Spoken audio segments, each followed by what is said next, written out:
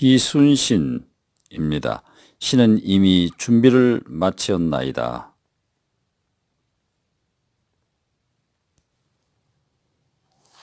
한산도로 이진한 지 한 달 후인 8월 15일 조정에서는 삼도 수군 통제사라는 새 직제를 만들어 이순신을 제1대 통제사로 임명했다. 진작 이루어져야 할 인사로 만시지탄이 있지만 어쨌든 이제 이순신은 충청, 전라, 경상, 삼도의 수군을 총괄하는 수장이 된 것이다. 이로써 그동안 주의계통의 난맥상을 드러내던 수군 통제가 이순신을 중심으로 효율적으로 이루어질 수 있게 되었다. 이순신은 통제사 임명에 대한 자신의 심정을 장계에 이렇게 적었다. 이제 뜻밖에도 보잘것없는 신하에게 겸 삼도 통제사의 명령을 내리시니 놀랍고 떨리고 어떻게 진정할 줄 모르겠습니다. 신의 못나고 부족한 재주로 능히 감당치 못할 것이 명백한 일이라 답답한 심정이 이 때문에 더욱 심하옵니다.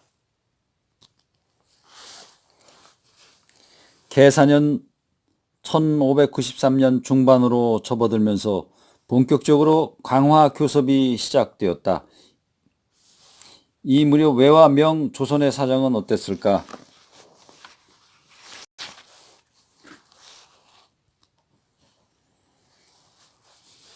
먼저 외의 경우 20여만 군사를 육군으로 나누어 조선을 침공했던 왜군은 임진년 1592년 내내 조, 명, 연합군과 의병 그리고 이순신 함대에게 심한 타격을 받았다. 그로 말미암아 7에서 8만 명의 전상자를 내고는 전력이 3분의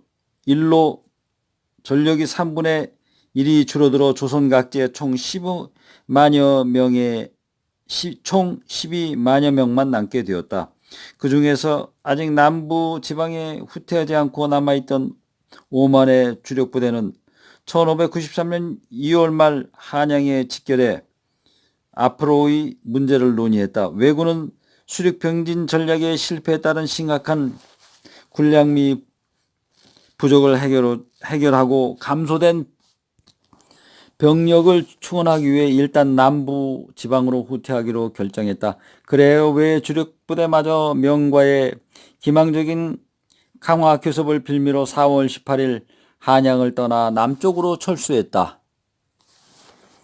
한편 조선은 외적의 철수를 틈타 1593년 4월 20일 거의 전투를 치르지 않고 한양을 수복했다.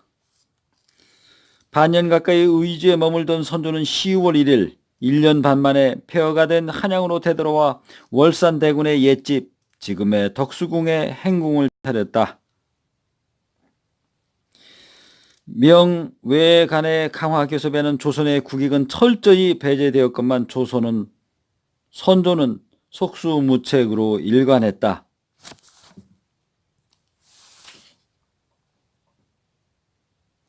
선조와 서인들은 조정의 전쟁 전략을 공격적 전략적으로 가져갔는데 문제는 이 공격놀이란 것이 전혀 자주성을 갖추지 못한 내용 없는 명분론이었다는 점이다.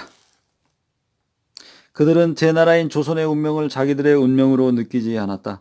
조선이란 나라를 자신들이 목숨을 걸고 지켜야 하는 소중한 존재로 인식하지도 않았던 것이다. 그랬기에 남의 나라에 도망을 가서라도 제 목숨을 지키려 했고 적당히 싸워보다가 여의치 않으면 쉽게 도주했다. 왕은 국률과 도성을 쉽게 버렸고 장수들은 성과 진지를 쉽게 버렸다. 그들은 서울에서도 평양에서도 그 어느 곳에서도 죽기를 원치 않았다. 자신들은 나라를 위해 목숨을 버리지 않으면서 남들에게는 적극적으로 결사항전하라고 일방적인 강요만 했다. 주인정신이라는 것이 전혀 없었으며 조선의 지도자가 될 자격이란 더더욱 없는 자들이었다.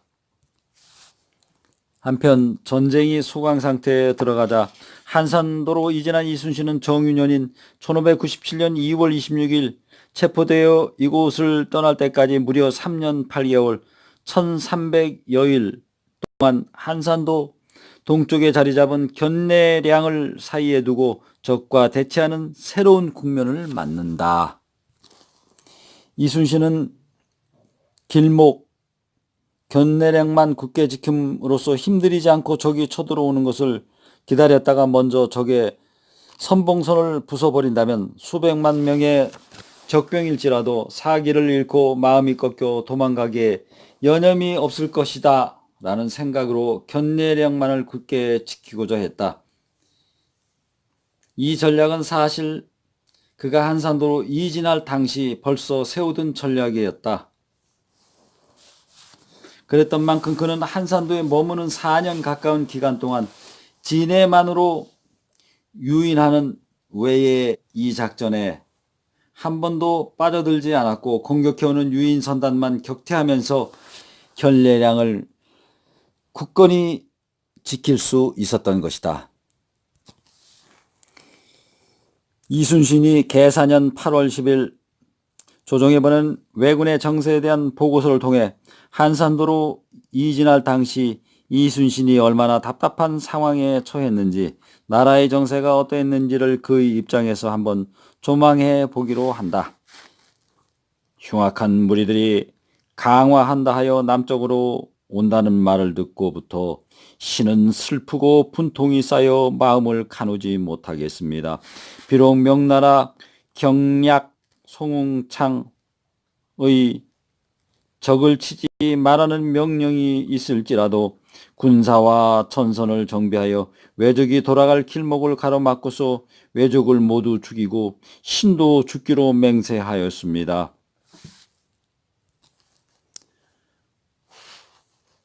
왜적의 행세를 탐색해보니 비단 웅천의 왜적만이 여전히 응거할 뿐 아니라 여러 지방으로 퍼졌던 흉악한 무리가 모두 한 곳에 모여서 아직도 바다를 건너가지 않고 동쪽으로는 부산에서 서쪽으로는 웅천에 이르기까지 서로 바라보이는 백여리에 보루를 쌓고 성체를 만들어 벌떼나 개미떼 같이 진을 치고 있으니 참으로 통분합니다.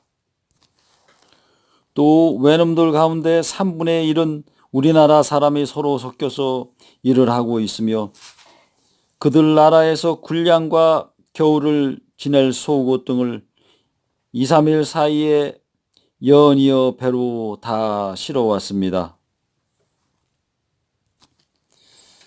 부득이 바다와 육지에서 함께 공격하여야만 쳐서 무찌를 수 있겠습니다. 그러니 우리나라 육군과는 서로 공문을 돌려 약속하였으나 명예 육군에는 지원을 요청할 길이 없어 매우 답답합니다.